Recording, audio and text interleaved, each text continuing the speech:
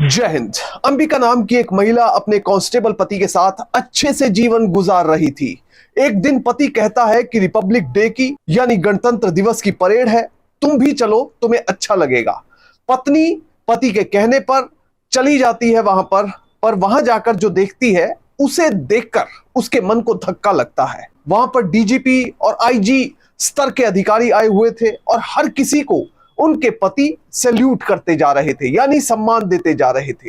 अंबिका यह चीज देख रही थी कि मेरे पति सबको सम्मान दे रहे हैं, पर कोई पहले आकर मेरे पति को उस तरह का सम्मान नहीं दे रहा है। घर आने के बाद अपने पति से पूछती है कि ऐसा क्या था कि आप ही उनके आगे पीछे दौड़ रहे थे, आप ही उन्हें सैल्यूट कर रहे थे, कोई भी व्यक्ति आपको सैल्यूट करने क्यों नहीं आ रहा था।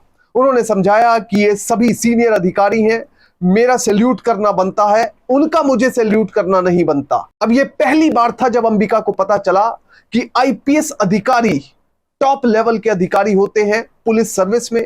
उसके बाद उसने आईपीएस बनने का ठान लिया और पति को कहा कि मैं बनूंगी तो एक दिन ऐसी ही पुलिस अधिकारी बनूंगी।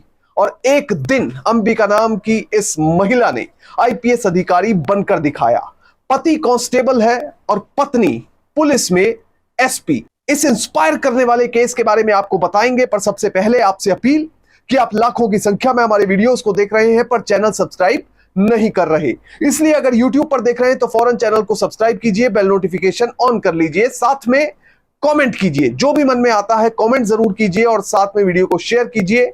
और फेसबुक पर देख रहे हैं तो पेज को लाइक कीजिए, वीडियो को शेयर कीजिए और साथ में कमेंट कीजिए। मैं जानता हूं ये वीडियो आप आखिर तक देखेंगे क्योंकि ये केस है ही इतना दिलचस्प। अब आपको बताते हैं कि क्या है पूरा मामला। दरअसल तमिलनाडु में रहने वाली एक लड़की अंबिका, जिसकी 14 साल की उम्र में शादी तय कर दी जाती है। उसकी शादी तय होती है पुलिस में सिपाही के तौर पर काम करने वाले एक शख्स के साथ। उसके माँ बाप, उसके रिश्तेदार सभी खुश इसलिए थे क्योंकि लड़का सरकारी नौकरी पर है, पुलिस में कांस्टेबल है।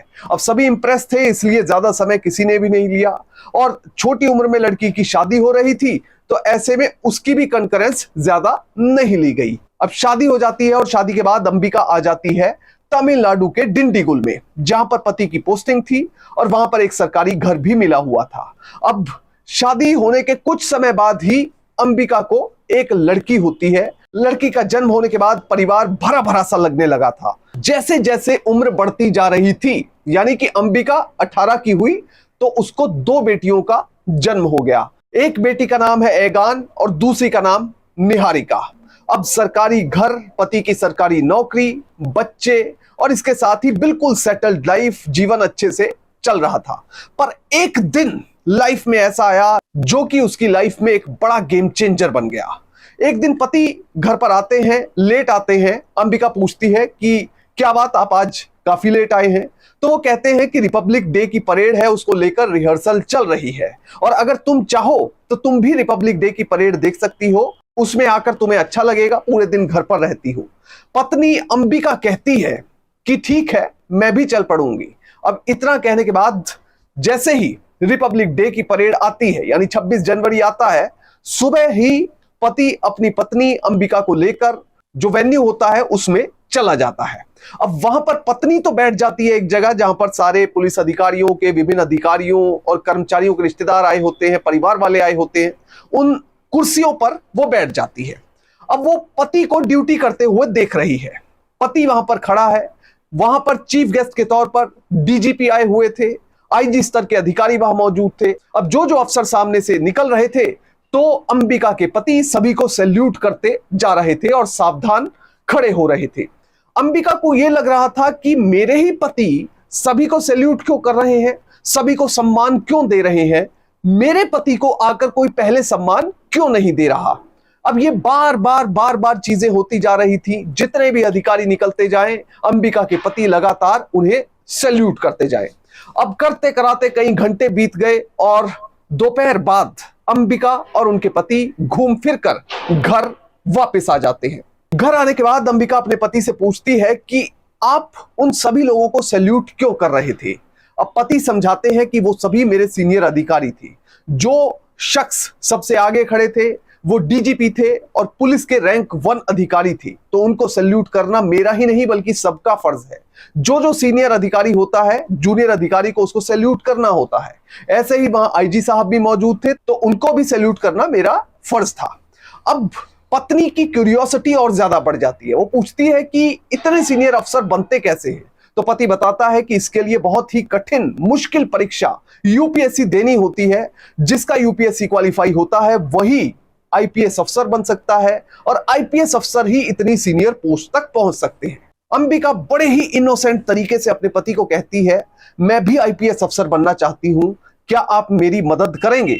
पति थोड़ा सा हंसते हैं, मुस्कुराते हैं और उसके बाद कहते हैं कि मैं तुम्हारे साथ हमेशा खड़ा रहूंगा। अंबिका ने यह बात तो कह दी थी, पर उसके लिए रास्ता शुरू कहां से करना था यह नहीं समझ आ रहा था, क्योंकि वो तो स्कूल ड्रॉप आउट थी। 14 साल की उम्र में उसकी शादी हो चुकी थी, इसलिए 10वीं तक उसने क्वालिफाई नहीं की थी। पहले तो 10वीं करनी जरूरी थी। अब 10वीं करने के लिए एक प्राइवेट स्कूल में एडमिशन लिया। 10वीं क्वालिफाई होने के बाद फिर 12वीं भी प्राइवेट स्कूल के जरिए की, वो भी क्वालिफाई हो गई। उसके बाद ग्रेजुएशन में एडमिशन लिया। डिस्टेंस लर्निंग से, यानी घर बैठे हुए ही उन्होंने पढ़ाई की और जाकर एग्जाम दिया। ग्रेजुएशन भी उनका कंप्लीट हो गया। अब उसके बाद असली चुनौती, असली लड़ाई जीवन की उनके सामने थी। ग्रेजुएशन के बाद उन्हें यूपीएससी की तैयारी करनी थी, पर यूपीएससी की तैयारी के लिए जिस जगह वो रह रही थी, तमिलनाडु के डिंडीगुल में, वहां पर यूपीएससी का कोई अच्छा कोचिंग इंस्टीट्यूट नहीं था। इसके लिए उन्होंने अपने पति को कहा कि मैं दिल्ली तो नहीं जा सकती, पर चेन्नई जरूर जाना चाहूंगी, क्योंकि वहां पर यूपीएससी के अच्छे कोचिंग इंस्टीट्यूट हैं। और पति बिना दोबारा सोचे हुए अपनी पत्नी को कहते हैं कि मैं तुम्हारे साथ चलूंगा और तुम्हारी पूरी तरह से सपोर्ट करूंगा। इसके बाद अंबिका और उनके पति और उनके बच्चे सभी चेन्नई पहुंच जाते हैं। उनके लिए एक अच्छा घर तलाशा जाता है, तो उनके पति ने सुबह से लेकर शाम तक घूमते घुमाते एक ऐसा घर ढूंढा जो कि कोचिंग सेंटर से भी काफी नजदीक था। अब अंबिका के पति घर ढूंढकर उन्हें सेटल करके वापस डिंडीगुल चले गए, बच्चे भी चले गए साथ में। अंबिका की पढ़ाई की जर्नी अब शुरू हो जाती है। वो रोज सुबह उठकर कोचिंग सेंटर जाती, वहां से आकर शाम तक, रात तक पढ़ती रहती, फिर सुबह उठती, थोड़ा सा पढ़ने के बाद फिर कोचिंग सेंटर और फिर शाम को आकर पढ़ाई करती। और पहली बार साल 2005 में एन अंबिका नाम की इस लड़की ने यूपीएससी का एग्जाम दिया।